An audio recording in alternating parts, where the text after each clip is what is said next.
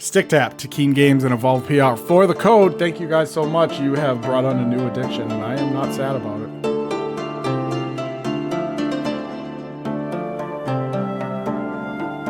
Survival games have never been my jam sandwich. I've always found that hunger and thirst mechanics are needlessly boring and used as more of a barrier than a fun mechanic in this genre. Games like Ark Survival, Pal World, and Valheim implement these tools in their games, and after a few hours, I quickly lose interest. One thing I hate is having to keep myself alive in the video game world when I already have to do that in the real world, including a few other bodies. I don't want to have to worry about it in video games either. The use of these mechanics had me worried in my time in Enshrouded, a game that dubs itself a co-op survival action RPG on its Steam storefront. If I were in charge of that description, I would flip it a bit. I would call it an action RPG with survival game elements. So have I enjoyed my time in Enshrouded? Well, let's find out. My name is Pizzelle56X for 3 Dads on a Console, and this is my review of Enshrouded. And before we get into this review of Enshrouded, give this video a like, hit that subscribe button, and maybe, if you're feeling saucy, hit that bell to get all of our updates. But let's get right into the story. Emberville has lost. Years, decades, a millennia ago, your ancestors were so driven with power and glory that they unleashed the Shroud on the world, a festering plague that has infected both the world and its inhabitants.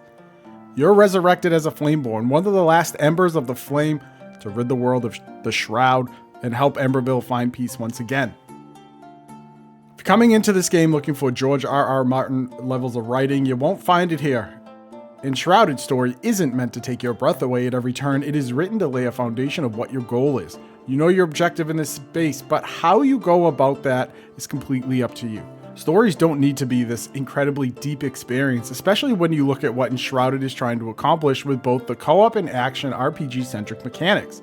This isn't a knock against the story either. It's perfectly fine for a game to say, hey, here is your big goal of getting rid of all this garbage, and just leave it at that.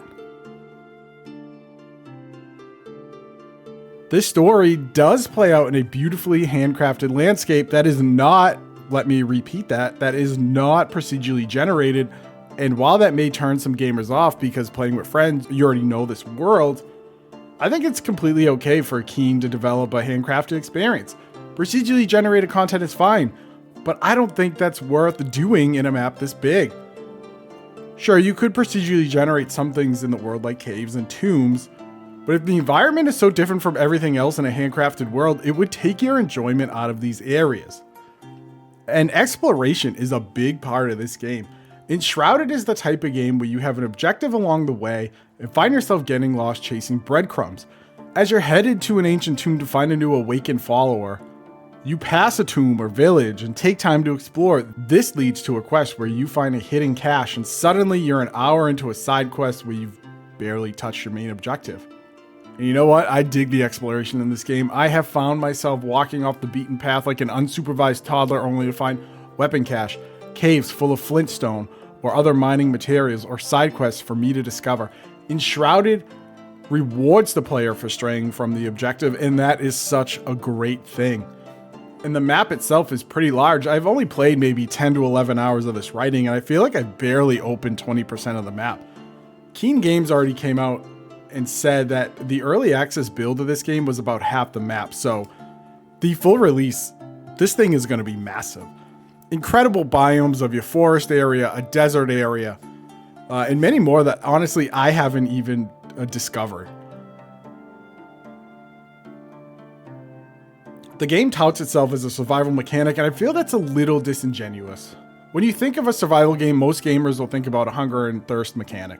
I am incredibly happy to tell you that these mechanics are not in Enshrouded, and honestly, Keen Games, if you're listening, do not put them in.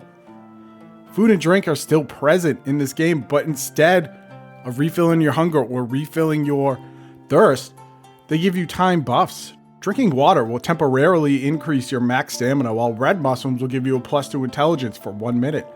Sitting down at a fire and cooking your food increases these buffs.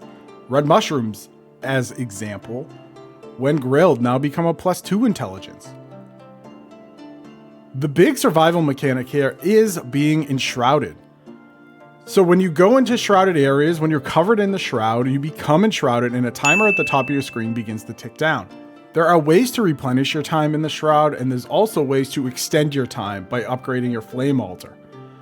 If your enshrouded timer ticks to 0, you're dead and you respawn at your flame altar only to go find wherever you dropped your tombstone and your stuff.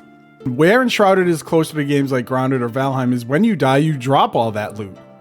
Upon death, you'll drop a tombstone where you can recover everything in your backpack. You'll still be holding whatever is on your person / your hotbar, but if you're playing with randoms, be careful because they can also grab your loot. So play with your friends, don't play with randoms. Earlier, I touted Enshrouded as an action RPG, and I was pleasantly surprised to find that this game has a lovely skill tree where you can invest in a multitude of different builds.